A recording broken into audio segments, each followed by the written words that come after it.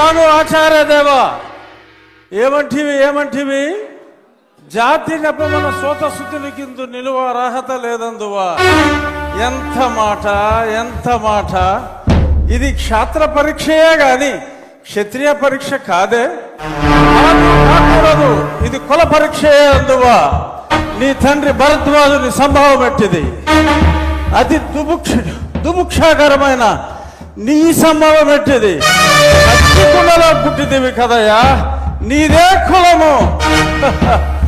అంతేగాక ఈ కుల గురువైన వశిష్ఠుడు దేవకీ వేషయకు వరసి పుత్రుడు కాడా. ఆయనదే కులము. ఆయన పంచమజాతి కన్యకు అరుంధతి యందు శక్తిని, ఆ శక్తి చండాగణ యందు పరాశరుని, ఆ పరాశరుని పల్లె పడుచైన మత్స్యగంధి యందు మా తాత వ్యాసుని, ఆ వ్యాసుడు విధవరాండ్లైన మా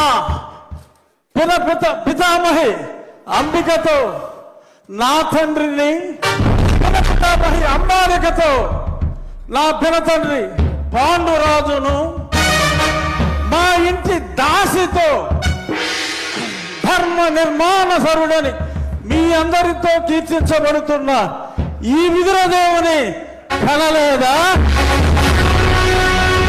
నాతో చెప్పిందేమయ్యా. భక్తి క్షత్రబీజ ప్రాధాన్యములతో సంకరమైన మా గురువంశము ఏనాడో కులహీనమైనది. కాగా నేను కులము వ్యర్థవాదములు.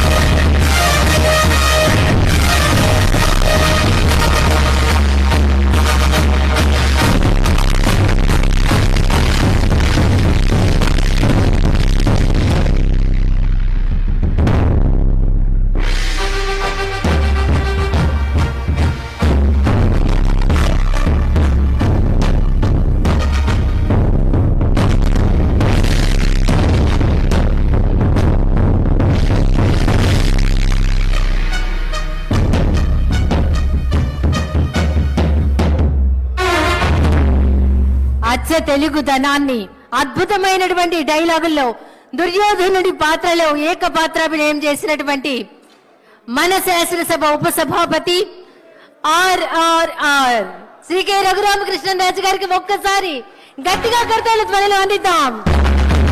అభినందనలు సార్.